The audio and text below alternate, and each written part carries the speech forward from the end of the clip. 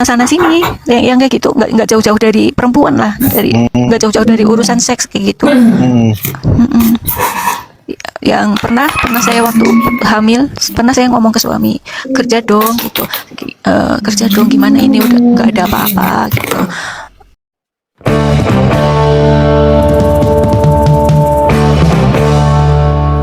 Assalamualaikum warahmatullahi wabarakatuh. Saudara-saudaraku, pemirsa setia channel kami, channel Bejo Dunia Akhirat dimanapun Anda berada. Berikut ini ada sebuah cuplikan video yang menurut kami sangat menarik sebagai bahan kehati-hatian renungan untuk saudara-saudara kami, khususnya kaum perempuan, kaum hawa.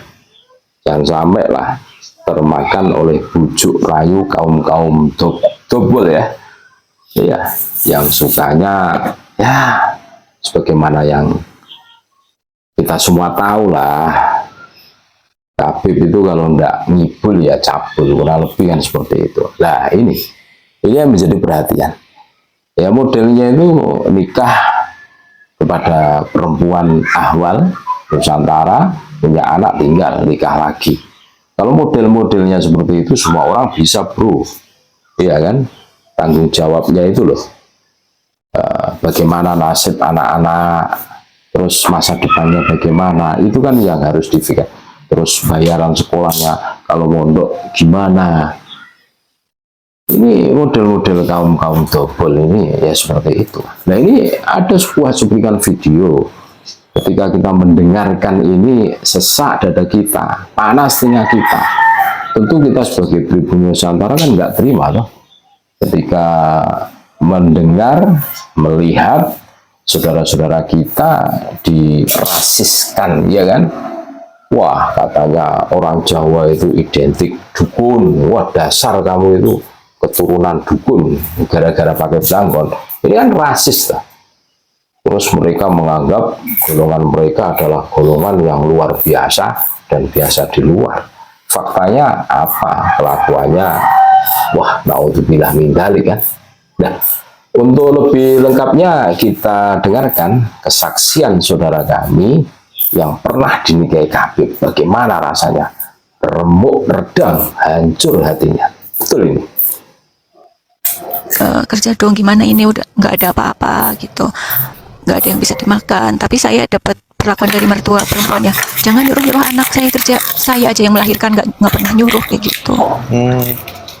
Jadi saya dirasiskan sekali di situ. Saya dianggap orang Jawa itu rendah sekali, dianggap orang Jawa itu dukun, yang seperti itulah, karena kita pakai belangkon gitu kan, kalau orang Jawa kan kayak gitu, dianggapnya itu dukun. Sering kalau dicaci maki apa, ujung-ujungnya anak dukun kayak gitu. Orang Jawa itu mereka sebut anak dukun kayak gitu. Padahal bapak saya bukan orang dukun. Terima kasih. Kan saya sekali lagi saya bilang, saya bukan dari kalangan santri, saya tidak tahu banyak mengenai si jahanam. Yang saya dapatkan waktu itu kan, doktrin yang saya dapatkan, mereka keturunan Nabi gitu. Jadi para kiai, ustadz seperti menanamkan kalau menjadi istri jahanam itu suatu yang berkah kayak gitu, dunia akhirat kayak gitu. Seperti dipastikan akan dapat tiket VVIP masuk surga gitu. VVIP ya, bukan VIP, VVIP.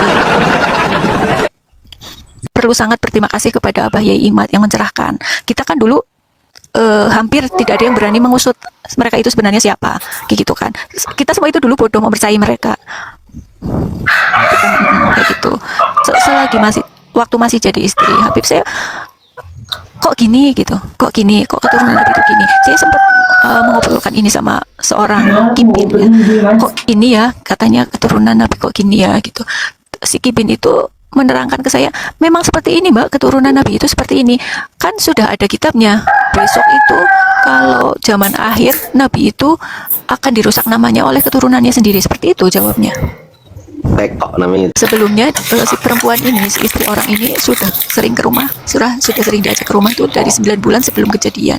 Mereka dengan si perempuan ini pertama datang ke rumah itu pengen minta berkahnya si jahanam ini, biar suami dan mertuanya tuh tunduk ke si perempuan ini. Dia bawa jaket, baju dari suami sama foto dari mertua gitu. minta didoakan ke si jahanam biar suami sama mertuanya itu tunduk, biar keuangan itu masuk ke dia semua, nggak ke mertuanya. Seperti itu awal mereka kenal. Terus waktu dia pertama datang ke rumah itu, si jahanam ini sempat bilang gini, waduh hebat sekali ya, perempuan kok bisa motor gede kayak gitu. Di situ saya sedih sekali karena saya kan nggak bisa motor, bro. Bisa motor pun nggak punya kayak gitu kan. Sedih, cuman waktu itu saya anggap masih yang sambil lalu gitulah. Sakit sih sakit gitu, tapi ternyata kelanjutan mereka ternyata masih suka jalan bareng, nyatai bareng gitu, padahal ke saya sendiri aja nggak pernah dibeliin makanan yang seenak itu kayak gitu. Terus akhirnya saya minta ke temen, minta nomornya si suami dari si perempuan ini. Terus akhirnya saya ngobrol, Mas, jenengan curiga nggak sih kalau suami saya sama istri kamu itu ada hubungan gitu? Iya sih Mbak, curiga. Cuman mereka menjelaskan, kalau si jahanam ini menjelaskan ke saya kalau itu istri saya itu ada kelainan di rahim kayak gitu. Jadi terus loh, ada kelainan di rahim. Kok saya baru tahu kalau suami saya bisa menerapi rahim kayak gitu. Terus kata, iya Mbak, mereka itu melakukan terapi itu seminggu 2 kali, tiap Senin sama Kamis. Kenapa dilakukan di villa? Karena kalau di rumah jenengan itu banyak anak kecil, terus kalau di rumah ada mertua nggak enak gitu. Jadi mereka memilih villa. Nah, di situ rasa penasaran saya besar sekali. Saya sampai berdoa, ya Allah, kalau memang mereka, doa saya salah juga sih, ya Allah, kalau memang mereka ada hubungan, saya pengen lihat sendiri kayak gitu. Itu langsung dikabul sama Gusti Allah. 2 hari setelah saya doa itu, saya nangis tengah malam, ya Allah, kalau memang mereka punya hubungan khusus, saya pengen dilihatkan secara langsung biar nggak seudon terus. Langsung dikabul.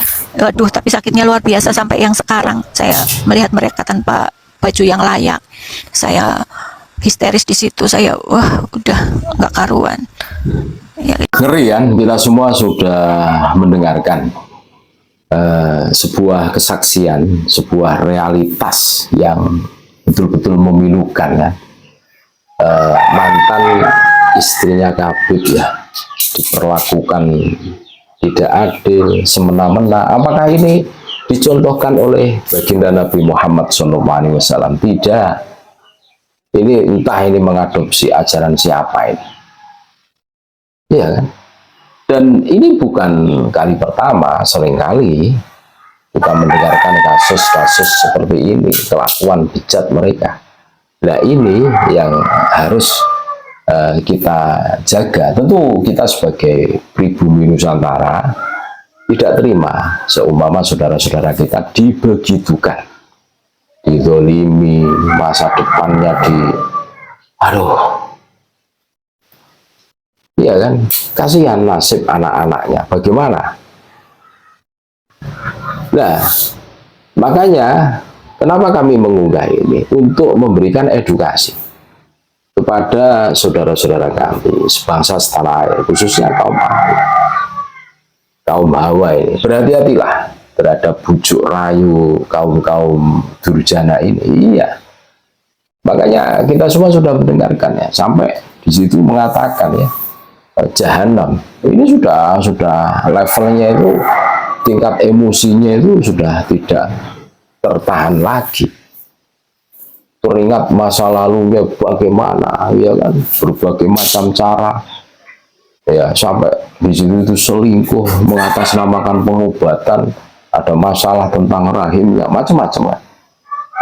Tipikal mereka seperti itu, menghalalkan segala macam hal, termasuk mengaku sebagai cucu Nabi. Ini sebagai alat legitimasi mereka untuk mencapai segala sesuatu yang diinginkan. Nah, kalau hari ini masih ada yang ta'assub, fanatik buta, padahal realita, fakta sudah ada di depan mata. Terus pegangan kalian itu apa? Secara ilmiah, filologi, genetika, kabut itu bukan siapa-siapa. Terbantahkan semua. Cucu Nabi, bukan, iya bukan. Entah apa yang melatar belakangi, kok masih ada saja saudara-saudara kita yang simpati. Padahal dari kelakuannya saja kita semua sudah bisa membayangkan bagaimana ini. Ini mengadopsi ajaran siapa? Ngaku cucu Nabi, tapi ajaran Nabi tidak pernah dikerjakan, diamalkan. atau diimplementasikan dalam kehidupan kesehariannya seenak semaunya sendiri, ya kan?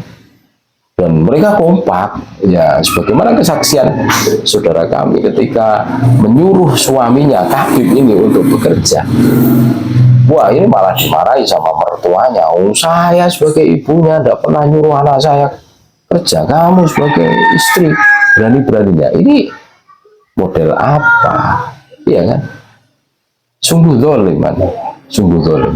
Dan ini sebuah realita, fakta langsung dengan orang yang pernah merasakan dinikahi Khabib ini. Wah, kurang ajar ya.